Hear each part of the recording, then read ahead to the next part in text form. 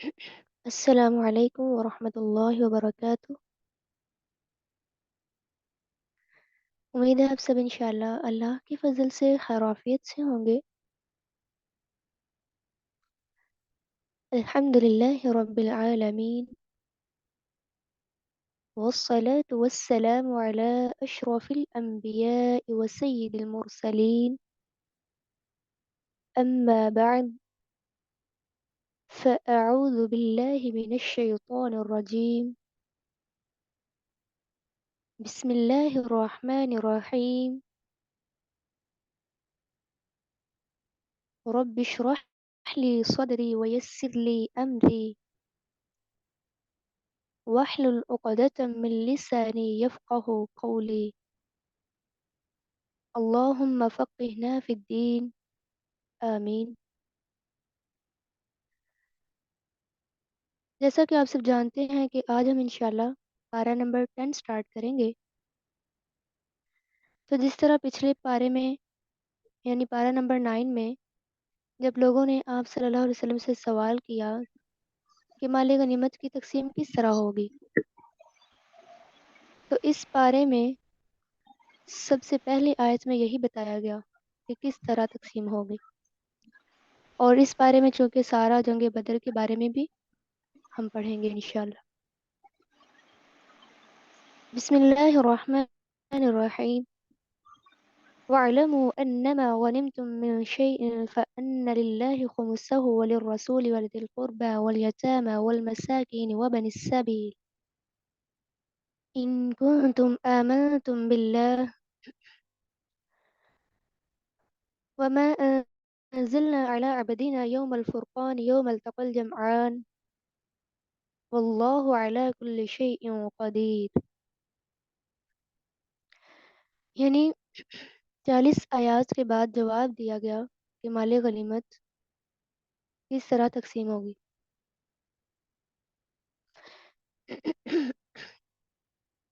فرمایا غنیمت میں جو بھی پاؤ وہ جمع کروا دیا جائے گا، پھر وہ تقسیم کیا جائے گا، تو اس کے 4 حصے لشکر میں تقسیم کروائے جائیں، اور 5واں حصہ اللہ کے لیے، اس کے رسول کے لیے، قرابت داروں کے لیے، یتیموں کے لیے، مسکینوں کے لیے اور مسافر کے لیے ہے۔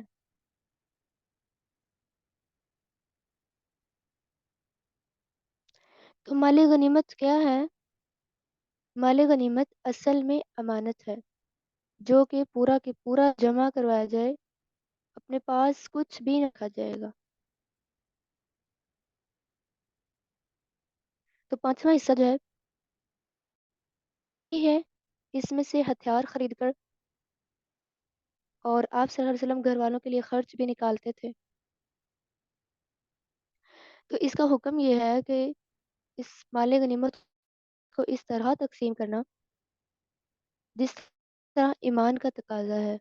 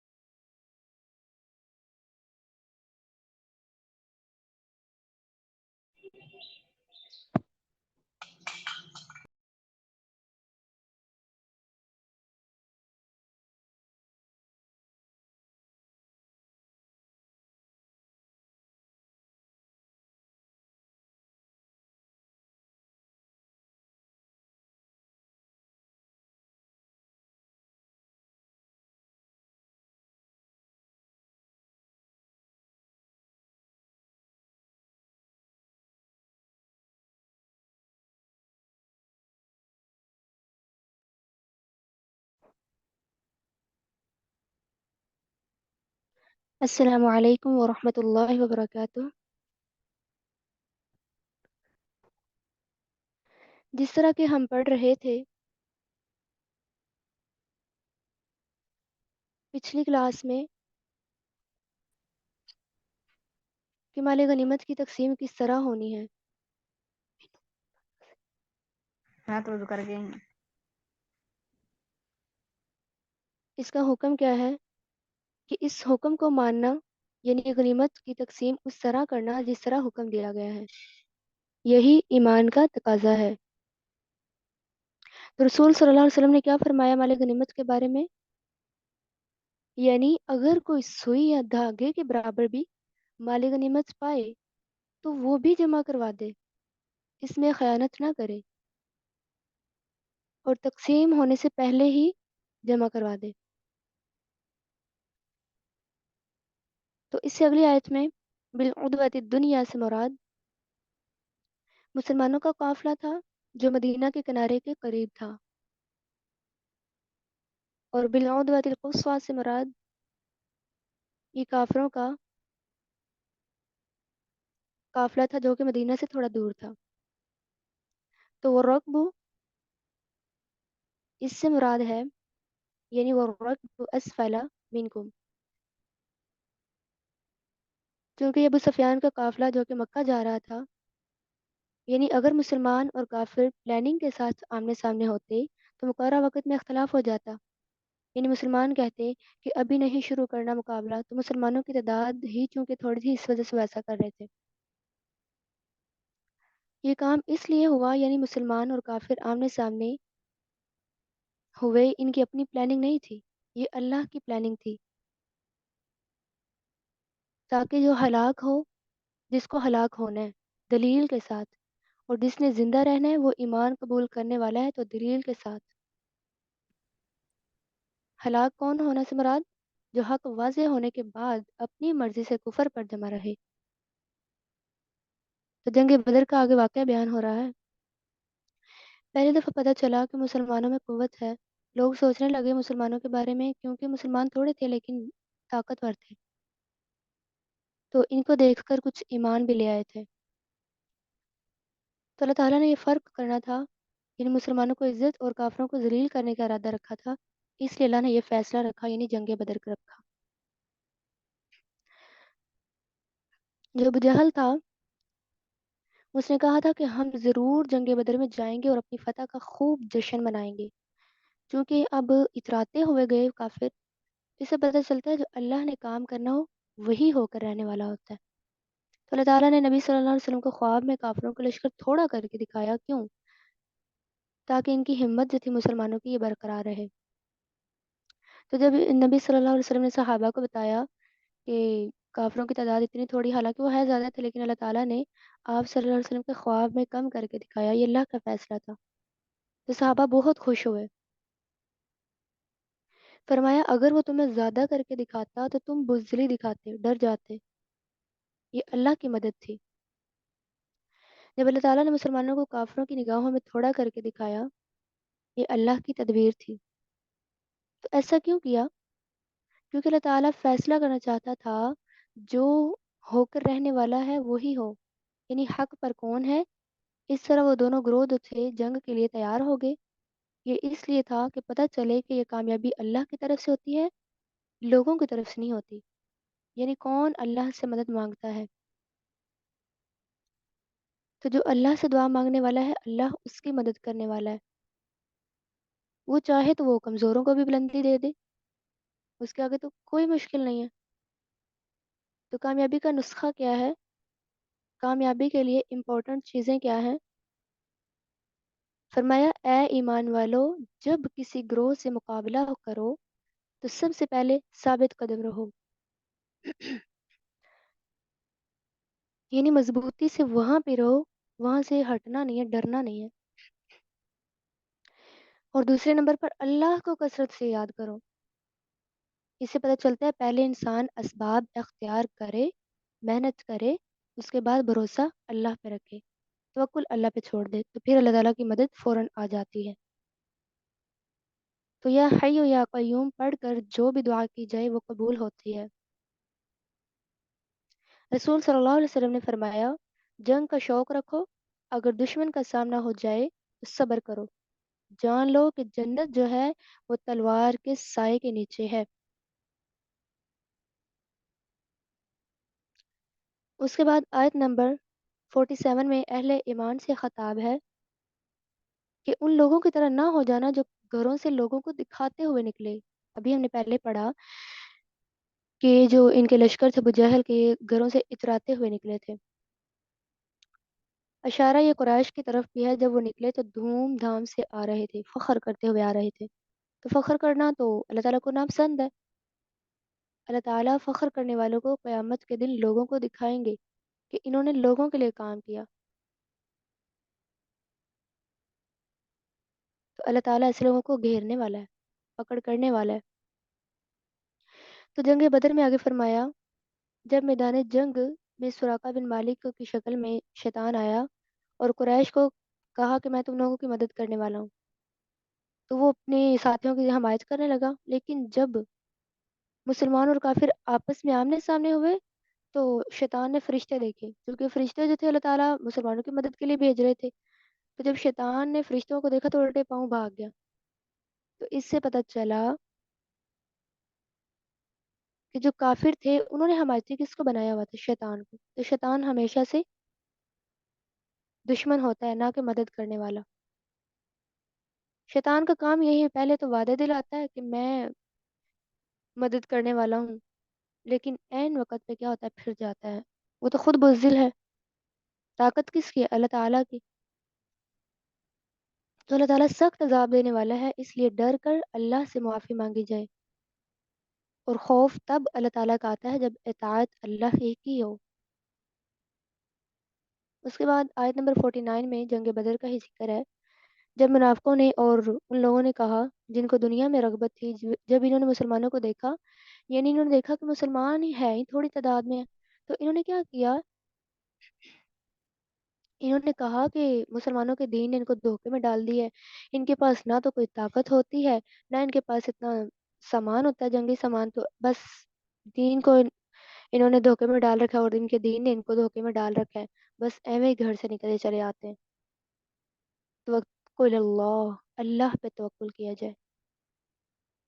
जिसके पास वसाइल भी ना हो तो अल्लाह की मदद आ जाती है जब अल्लाह पे तवक्कुल हो। जब काफिरों ने मुसलमानों को देखा कि इनके पास तो कुछ है भी नहीं है, ये कमज़ोर लोग हैं, तो अल्लाह ताला ने मुसलमानों की मदद की। अल्लाह ताला फरमा रहे हैं, काश आप इन काफिरों को देखते जंग बदर में, जब फरिश्ते इनके मुंहों पर मार रहे थे और ये भागते थे। फरमाया, इन मुशरिकीन मक्का का वैसा ही हाल हुआ जैसा आले फिरौन का हुआ। उन्होंने आयात का इनकार किया, अल्लाह ने गुनाहों की वजह से उनकी पकड़ ली। जैसे आले फिरौन अपने घरों से इतराते हुए निकले थे ना, तो अल्लाह ताला ने समंदर में गर्क कर दिया। इसी तरह काफिर जो थे अपने घरों में से इतराते हुए निकले थे, तो इनके गुनाहों की वजह से इनकी भी पकड़ हो गई। इनके 70 तो मारे गए और ये रसवा भी हुए। तो अल्लाह ताला फरमा रहे हैं, ये हालात जो है ये बदलते रहते हैं, ये पकड़ होती है। ये इसलिए जो अल्लाह ताला किसी कौम को नेमत दे वो वापस नहीं लेना चाहता, जब तक कि वो कौम अल्लाह की नाशुक्री ना कर दे। तो अल्लाह ताला ऐसी नेमतें नहीं छीनते। क्योंकि ये काफिर, हालांकि इनको भी बहुत मिलती थी, फतह मिलती थी, जंग उहद में यही जीते थे। तो इनको चाहिए था ना कि अल्लाह ताला की जो इतनी इनको नेमतें मिली हैं उनका शुक्र अदा करें, लेकिन उन्होंने नहीं किया। इस वजह से फिर इनको नाकामी हो गई। तो नेमत अल्लाह ताला तब छीनते हैं जब इंसान नाशुक्री करे। तो इसलिए नेमतों का इस्तेमाल करना बहुत ज़रूरी है, उनका इस्तेमाल अच्छा करना बहुत ज़रूरी है।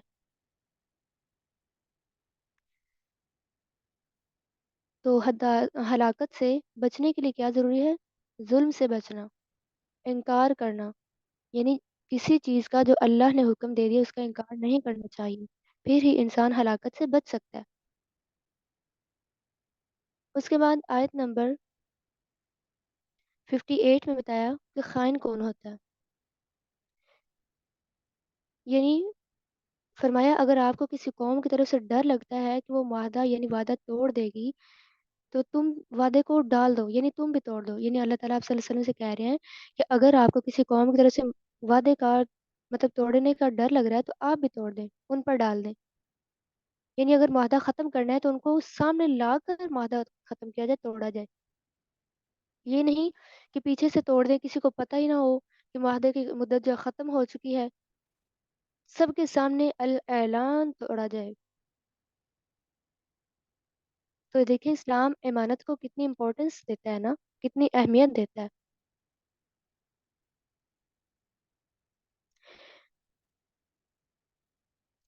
مثال کے طور پر جب کوئی جاب کرے، اگر ادھر پیسے کم ملیں تو وہ کوئی اور جاب شروع کر دے، تو پہلے والے جب پوچھیں کہ تم کیوں نہیں آ رہے ہو تو وہ آگے سے جواب نہ دے، تو یہ کیا ہے؟ خیانت، یہ منافقت بھی ہے۔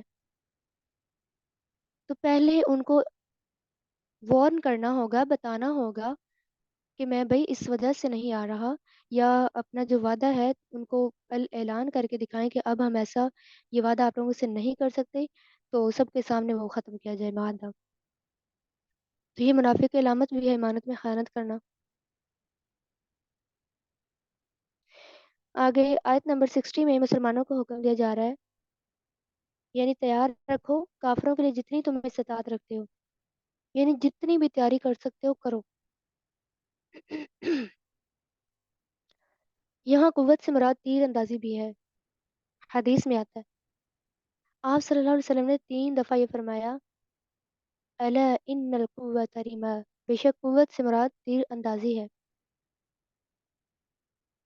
رسول صلی اللہ علیہ وسلم نے فرمایا جس نے تیر اندازی چھوڑ دی شکست کے لیے، وہ ہم میں سے نہیں۔ جنگ کے لیے چونکہ تیر اندازی ہونی چاہیے، ضروری ہوتی ہے، تو جو اسماعیل علیہ السلام تھے وہ تیر انداز میں بہت ماہر تھے، وہ سب سے ماہر تیر انداز تھے۔ فرمایا بندھے ہوئے گھوڑے تیار رکھو، یہ سارا جنگ کے بارے میں بتایا جا رہا ہے۔ پہلے جنگ ہوتی ہی تیروں اور گھوڑوں سے تھی۔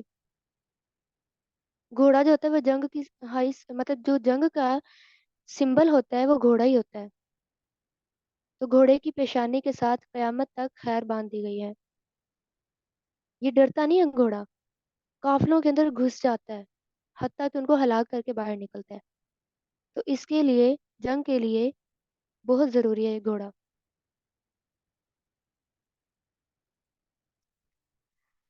تو جنگ کرنے کے لیے کیا کرنا ہوگا؟ مال خرچ کرنا پڑتا ہے۔ فرمایا جو بھی مال خرچ کرو گے پورا کا پورا دیا جائے گا واپس۔ جب کوئی اللہ کے راستے میں کچھ دے تو اللہ اسے دے دیتے ہیں واپس، جیسے ایک بالی میں 100 دانے ہوں تو انسان اس طرح جب تھوڑا دیتا ہے تو اللہ تعالیٰ اس سے زیادہ واپس کرتے ہیں۔ فرمایا اگر دشمن صلح کے لیے مائل ہو جائیں، چاہے جنگ کی تیاری پوری ہو تو آپ بھی ان سے صلح کے لیے مائل ہو جائیں، اللہ پر بھروسہ کریں۔ ویسا اوقات انسان ایسا سوچتا ہے کہ شاید اس وجہ سے صلح کر رہے ہیں کہ یہ چال کے طور پر صلح کر رہے ہیں کہ ہم سے زیادہ ہتھیار تیار کیے ہوئے ہیں، لیکن اللہ تو جاننے والا ہے نا۔ تو صلح کے فائدے کیا ہوں گے؟ مسلمانوں کو تیاری کا موقع اور مل جائے گا، مسلمانوں اور کافروں میں اتفاق بڑھ جاتا ہے، کافروں کے دلوں میں دین کی محبت تھوڑی پیدا ہو جاتی ہے۔ تو آیت نمبر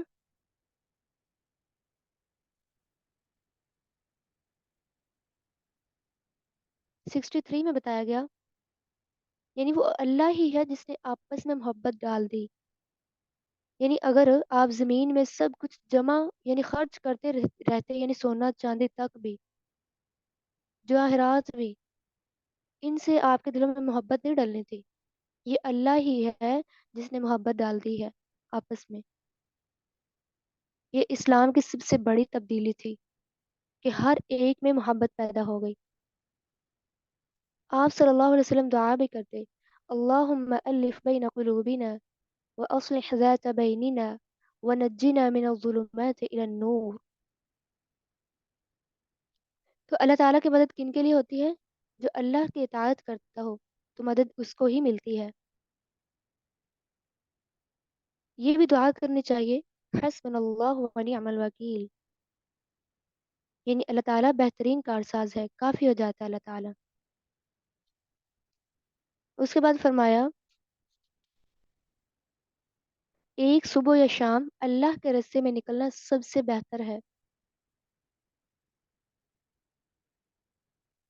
حدیث ہے جو طلب علم کے لیے نکلتا ہے وہ اس وقت تک ان رستے میں ہے جب تک لوٹ کر اپنے گھر نہیں چلا جاتا۔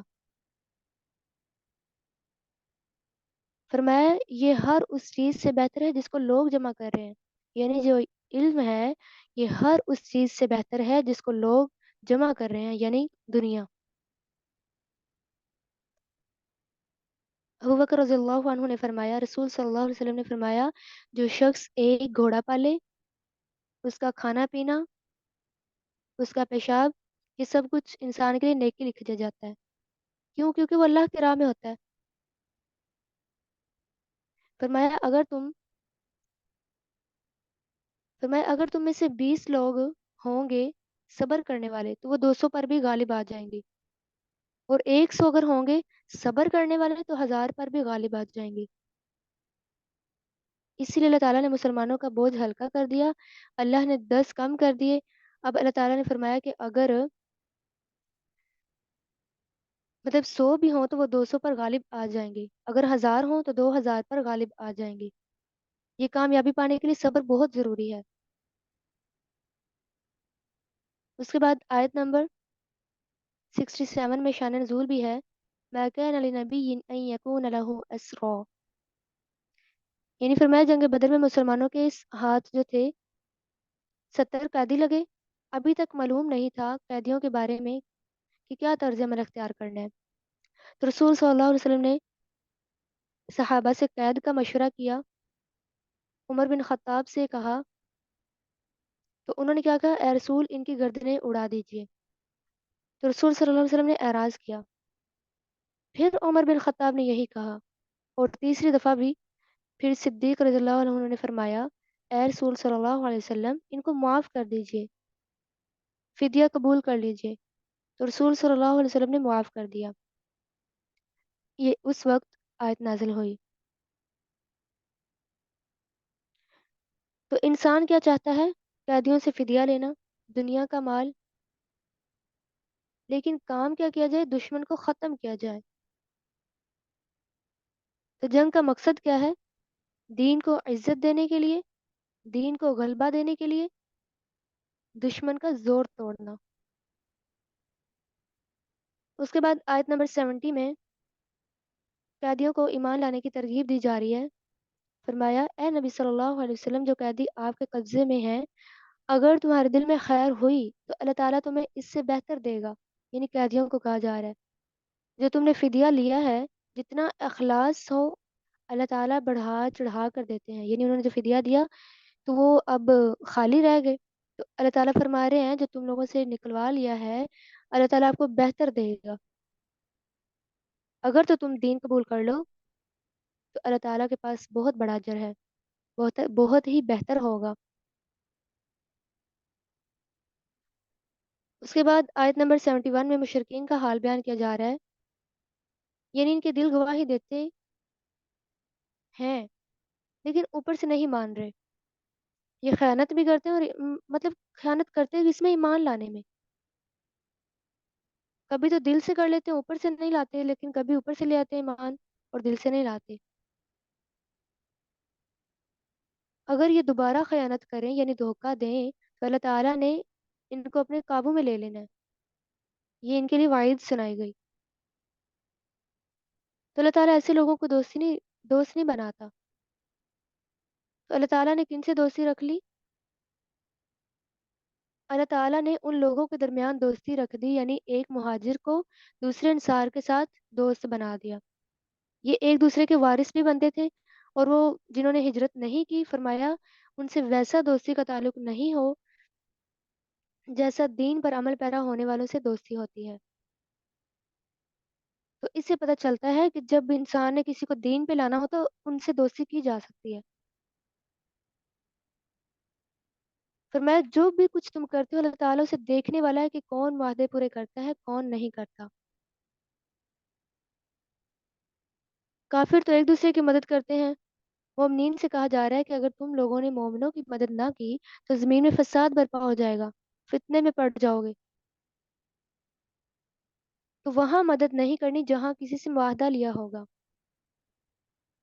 تو مسلمان تین طرح کے ہوتے ہیں: نمبر ون مہاجرین، ہجرت کرنے والے، نمبر ٹو انصار یعنی جو مدد کرتے ہیں، نمبر تھری جو ایمان تو لائے لیکن ہجرت نہیں کی۔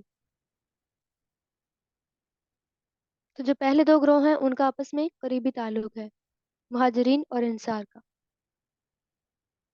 تو پکے مومن کون ہوتے ہیں؟ جو دین کی خاطر گھر سے نکلے،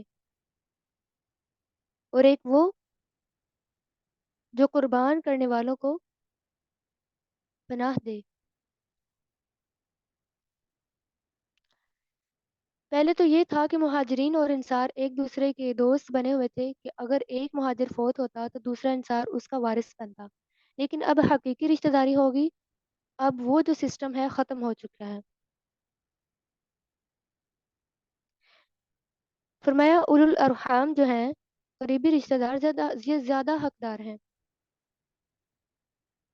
کہ وہ وراثت کا حقدار بنے۔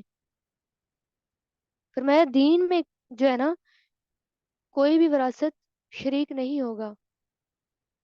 وراثت کا حکم کیا ہے؟ شروع سے حکم تھا کہ خون والے ہی وراثت کے حقدار ہوں گے، یعنی قریبی رشتہ دار۔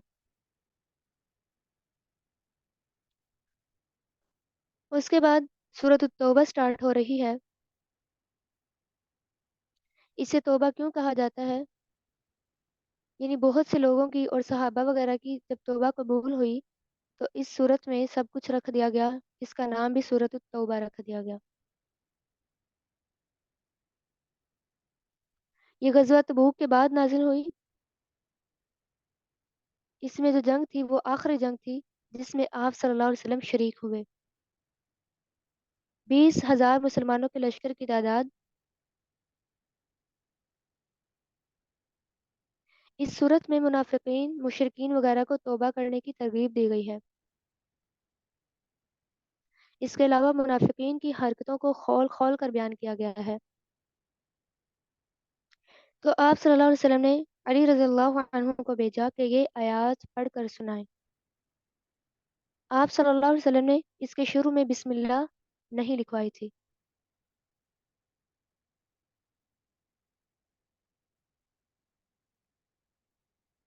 اعوذ باللہ من الشیطان الرجیم،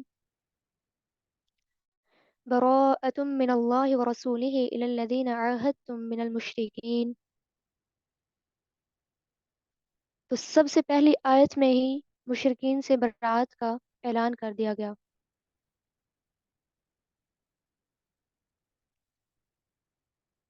اللہ تعالیٰ نے اس آیت میں ان تمام معاہدوں کی تنسیخ کا اعلان فرمایا ہے، یعنی منسوخ، ختم کرنا۔ یعنی جتنے معاہدے تھے کافروں کے ساتھ سب کے سب ختم کر دیے جائیں جو مسلمانوں نے مشرکوں سے کیے تھے۔ منسوخ کرنے کی وجہ یہ تھی، یعنی معاہدے ختم کرنے کی وجہ یہ تھی کہ مشرکین ان عہد ناموں کو بار بار توڑ دیتے تھے، یعنی جو بھی ان سے عہد کیا جاتا ان کو توڑ دیتے تھے۔ تو اس وجہ سے ان سے سارے معاہدات ختم کرنے کا اعلان کر دیا گیا، اور اس کے علاوہ یہ معاہدوں کی شرائط بھی پوری نہیں کرتے تھے۔ خصوصاً جب آپ صلی اللہ علیہ وسلم فتح مکہ کے بعد تبوک گئے تو کفار نے سمجھا کہ مسلمان رومیوں کی طاقت کے مقابلے میں فنا ہو جائیں گے، اس لیے انہوں نے رسول صلی اللہ علیہ وسلم اور مسلمانوں سے کیے ہوئے کسی عہد کا لحاظ نہ رکھا اور نہ ہی کسی رشتہ داری کا لحاظ رکھا۔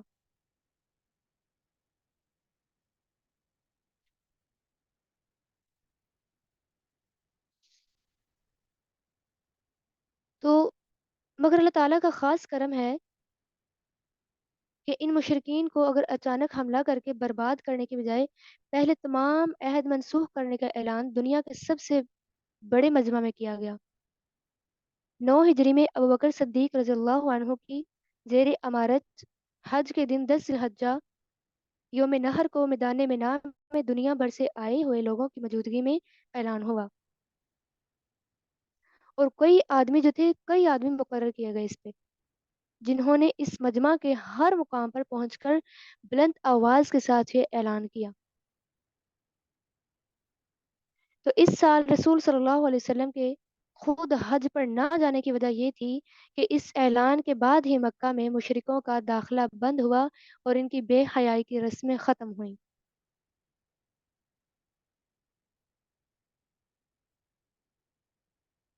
اس کے بعد فرمایا آیت نمبر 2 میں فَسِیحُوا فِی الْأَرْضِ أَرْبَعَةَ أَشْہُرٍ۔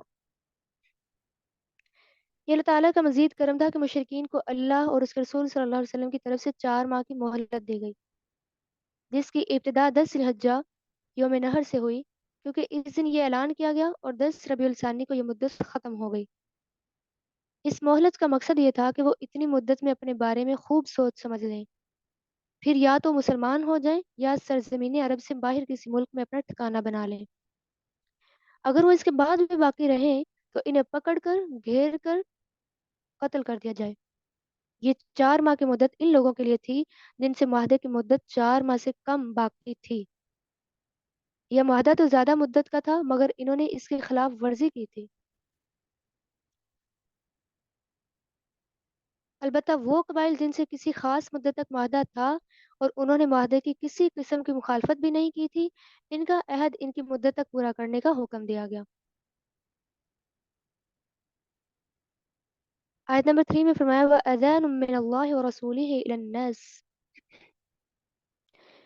یوم حج اکبر سے مراد 10 ذی الحجہ ہے، جس دن حاجی منا میں آ کر قربانی کرتے ہیں۔ ابو ہریرہ رضی اللہ عنہ کہتے ہیں کہ ابو بکر رضی اللہ عنہ نے مجھے ان لوگوں کے ہمراہ بھیجا جو قربانی کے دن منا میں اعلان کریں کہ اس سال کے بعد کوئی مشرک حج نہیں کرے گا اور کوئی ننگا شخص بیت اللہ کا طواف نہیں کرے گا، اور حج اکبر کا دن یوم النحر قربانی کا دن ہے۔ کیونکہ لوگ عمرے کو حج اصغر کہتے تھے، تو اس وجہ سے چونکہ اس میں حج کیا جاتا ہے قربانی کے دنوں، مطلب کہ جب یہ عید الاضحیٰ آتی ہے، قربانی کے دن ہوتے ہیں، تو اس وجہ سے اسے کہا گیا حج اکبر۔ تو عمرے کو حج اصغر اور حج کو حج اکبر بولا گیا۔ چنانچہ ابوبکر صدیق رضی اللہ عنہ نے اس سال صاف اعلان کروا دیا، تو حجۃ الوداع جس میں نبی کریم صلی اللہ علیہ وسلم نے حج کیا، جب یعنی نبی کریم صلی اللہ علیہ وسلم نے حج کیا تب کسی مشرک نے حج نہیں کیا، تو اس سے پتہ چلتا ہے وہاں پہ مشرکین کو جانے کی اجازت نہیں ہے، کیونکہ وہ ناپاک ہوتے ہیں، وہ اللہ تعالیٰ کو نہیں مانتے، تو وہ تو اللہ کا گھر ہے، وہ تو پاک ہے، تو اللہ تعالیٰ خود پاک ہے، وہ پاک کو ہی پسند کرتے ہیں۔ تو ابو بکر رضی اللہ عنہ جو تھے وہ امیر حج تھے۔ تو معاہدات کی بات ہو رہی تھی، آیت نمبر 4 میں بتایا اِلَّا الَّذِينَ عَاهَدتُّم مِّنَ الْمُشْرِكِينَ، یعنی معاہدوں کی پاسداری میں کوئی کمی نہ کرنے والے مشرکوں کے لیے 4 ماہ کی مہلت نہیں، بلکہ ان کے لیے معاہدے کی طے کردہ مدت پوری کرو، کیونکہ تقوی کا تقاضا عہد پورا کرنا ہے۔ اس کے بعد آیت نمبر 5 میں بتایا